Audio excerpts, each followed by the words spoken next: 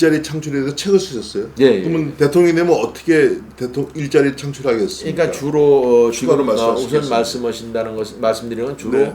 이제 새로운 그릇을 만들자, 네. 일자리 도시를 만들어서 네, 네. 그 첨단. 왜냐하면 우리 젊은이들은 완전히 첨단 산업으로 미래지향적인 곳으로만이 갈 것이다 하는 차원에서 첨단 산업의 클러스터를 만들면 한 뭐 30여만 개의 스타트업을 창업하도록 도와주고 거기에 스텝진들을 한 6, 7명 쓴다 그러면 200만 개의 그런 첨단 일자리가 생긴다는 것인데 네. 우리나라의 부품 소재 수출량이 약 한 2,600억 불 정도 되고 수입이 한 2,000억 불쯤 되더라고요. 한 2년 전 통계를 보니까 이것을 우리가 수출을 한 50% 늘리고 그러면 한 4천억 불 정도 되죠. 그리고 수입 대체를 한 1,000억 불 정도 한다 그러면은 여기 부가가치가 한 2,500억 불 정도 돼요. 새로운 어떤 그 매출이 그러면 이것이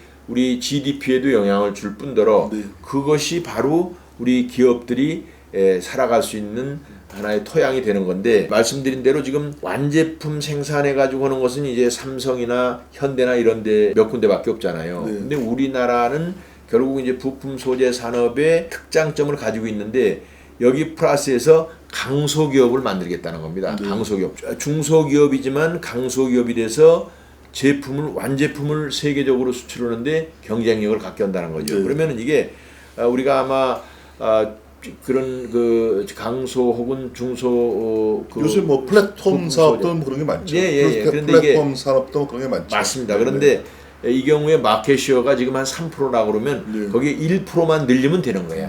이것을 그러면 그거 다 만들어서 어디다가 소화해?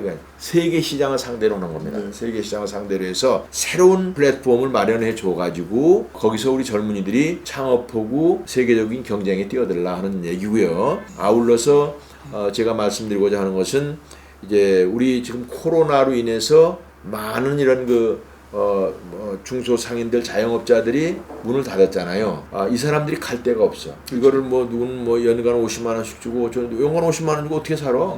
돈이 또 있지도 않고. 이재명이나 이런 사람들을 보면은 무슨 지 주머니 있는 돈 쓰는 것 같아. 오늘도 보니까 무슨 1,000만 원씩을 무슨 융자를 해준다. 아니 융자를 무슨 지 팔아서 해주나? 국가가 융자하는 사람, 무슨 은행들이 지들 마음대로 되나? 그러니까 그 사람은 좀 이상한 사람이에요.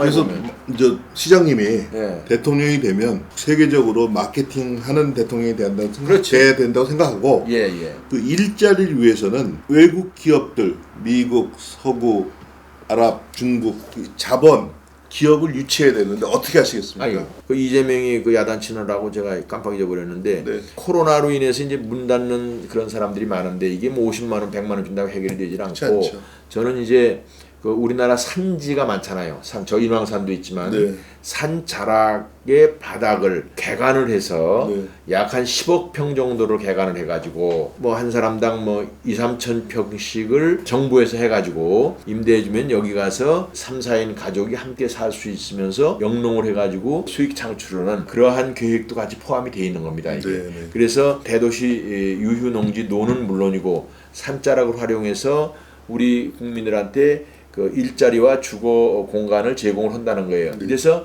국토를 재활용하는 거야.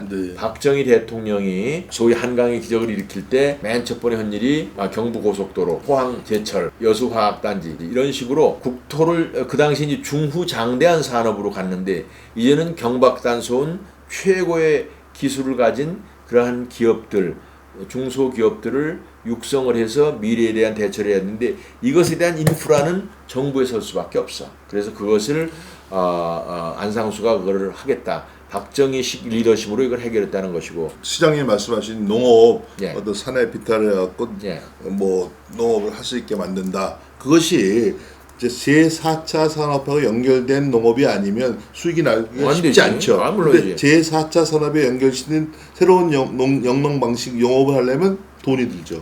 그럼요. 그건 적절한 지적이신데 산자락은 그렇게 땅이 많이 비싸지는 않아요. 이제 그린벨트로 돼 있거나 그냥 방치돼 있는 데가 돼가지고 또 정부에서 그거야말로 어떻게든지 수용을 해서 국가의 미래를 위해서 하는 거니까 그렇게 해서 하는데 농업 그러면 굉장히들 부담스럽게 생각할 수 있는데 전략적으로 영농 기구들을 굉장히 이 사용하기 편리하고 아주 편리하게 제작을 해서 같이 활용하도록 하고 제품이 나온 제품을 가공하거나 판매하는 것을 정부 기구 뭐 농협도 좋고 이렇게 해서 외국에다가 주로 판매를 해야죠. 우리나라의 한류 건강식품인 우리 한국의 농산물 가공품을 사십시오 이렇게 돼야지. 아시아의 부자들이 많잖아요. 아시아의 부자들은 한국의 식품을 좋아해. 그런 것을 제품화 해가지고 하지 않으면 룸이 없어요. 지금 있는 그 상태에서 뭐 정책을 조금씩 바꾸고 이렇게 저렇게 한다고 그래서 해결책이 전혀 없어요. 전부 다 거짓말하고 있는 거예요. 우리나라 돈이 24억 평쯤 됩니다. 1억 평을 갖다가 우리 일자리와 주택을 건설을 해서 우리 국민들한테 필요한 부분을 활용을 한다는 취지인데 참고로 한 40년 전에 우리가 국민들 숫자의 한 70%쯤 됐었죠? 알죠? 요즘에는 농민이 몇 프로 될 것 같아요? 뭐 10% 되나요? 2.8%입니다. 2.8%. 와. 그러니까 아주 소수의 더군다나 이제 어르신들, 노인들이 대부분이 농민들이신데 농토의 대부분을 가지고 계신 거예요. 그러니까 이거를 일부는 우리가 활용을 해서 일자리 문제와 주택 문제를 해결하자는 취지고 또 쌀은 부족하지는 않습니다. 약간 부족해도 뭐 FTA 계약도 있는 쌀을 사면 사실 더 싸게도 하죠. 장님하고 얘기하는 것이 말하자면 농업 벤처거든요. 근데 농업 그냥 IT 벤처는 뭐 비용이 맨날 안 들어가지만 이게 농업 벤처는 이제 돈이 이제 깨질 우려가 있다. 자, 그래서 이제 그 부분을 또 연결해서 말씀을 드리면 우리가 밭 자급률이 15%밖에 안 됩니다. 노는 사실 자급률이 100%예요. 거의 100%인데 농자지 천하지 대본이라고 그래서 논을 그렇게 생각하고 또 우리가 전쟁에 대비해서까지 뭐 노는 계속 보존해야 된다고 그래서 사실은 쌀을 보관하는 보관비 자체가 몇 조씩 들어가는 판이에요. 그러니까 식량 안보란 차원에서 하는 그런데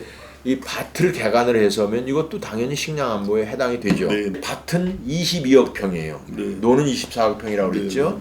여기다가 만약에 10억 평을 추가로 하면은 엄청나게 이제 많은 그 소출이 되니까 이제 가격도 문제가 될 수 있고 여러 가지 문제가 되는데 이것을 국가에서 관리해가지고 아까 얘기한 대로 외국에 특히 아세아 쪽에 부자들이 소비할 수 있게 이렇게 해 주어서 이것이 각 집안마다의 수익 모델이 되게 가야 된다 이런 취지로 말씀을 드리는 거죠.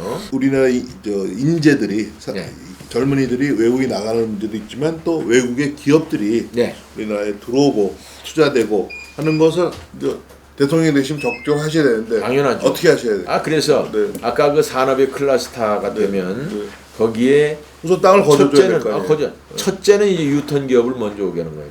첫째는 유턴 기업. 그러니까 유턴 기업은 이제 외국에 나갔던 것들을 다시 들어오게 하는 거고. 외국 기업들한테도 임대해 주는 거니까 그 조건을 서로 따져서 페이버를 줘야 되는 거죠. 사실은 우리가 참 거꾸로 삼성이나 혹은 SK나 현대가 이런 데들이 미국이나 이런 데 가서 투자할 때 그쪽에서는 엄청나게 많은 페이버를 받고 뭐 심지어는 임금도 싸다는 거예요.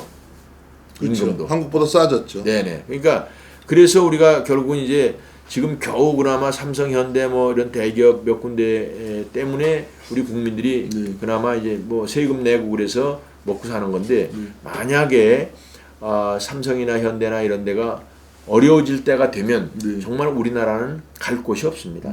갈 곳이 없어요. 그래서 이런 거에 대한 대비책도 되고 우리가 어떻게든지 중소기업, 소기업들을 육성을 해서 이 클러스터로 만들어 가지고 세계적으로 경쟁력을 갖춰놔야 완충이 된다. 너무 대기업 몇 군데에 기대하면 지금 당장은 또 유지가 되지만 앞으로는 잘 되지도 않아요. 그래서 이거를 대비해야 된다는 차원에서 말씀을 드리는 겁니다. 제 경험을 하나 말씀드리면 제가 부경대 학생시장할 때 교수할 때 아틀란타 주변에 있는 대학하고 교류를 했습니다. 대개 한국 학생들 부경대 학생들 인기야.